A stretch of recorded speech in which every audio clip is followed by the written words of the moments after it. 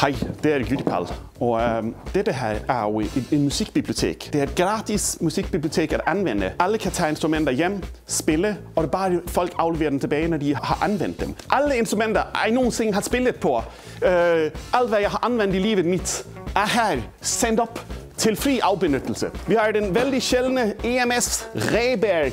Vi har den mystiske Davanatron, som jeg har bygget og modificeret hele mit liv. Vi har klokker støbt ved Whitechapel Bell Foundry, nu stængt. Dem, der også gjorde Big Ben, den hotteste af alle moocs. The Moog Voyager Old School. Jeg har en af hver moog, og det er den bedste. Trust me. Så alle kan tage dem og dra bort og spille musik og have det bra med det.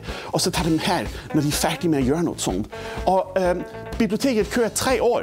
Og altså, meningen er, at der er ingen kontrol. Og mange andre gør det i New York og i London og sådan. Så har de biblioteker, så koster det penge at være med. It's a synth library with a fee and kontingent og alt det skit. Vi gør ikke sådan. Ingen institutions, ingen penge bag. Kun Goodiepal til fri afbenyttelse. Klokker, bjælluer, switchboxer. For analog computing, signal 0 eller 1.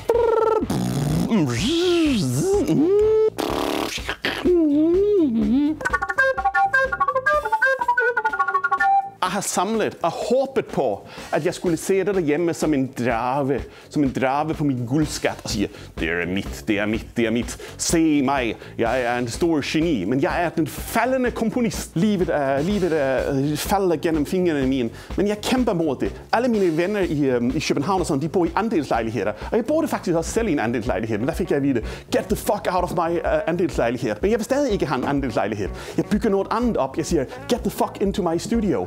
Anvend mine ting. Tag mig. Brug det hele. Så får du denne her også. Nu bliver det lidt avanceret. Kom. Bjælluer. Dette er et kodesystemet, jeg har jobbet på hele livet. The Mainpal Inverted Brand Codebreaker, som også var Goodiebag Demon Bag.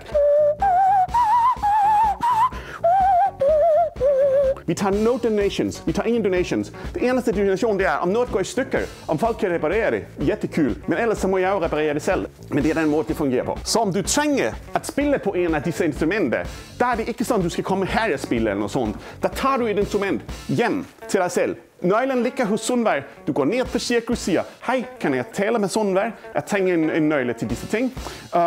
Der får du nøglen, og der er det bare rock and roll. Yes!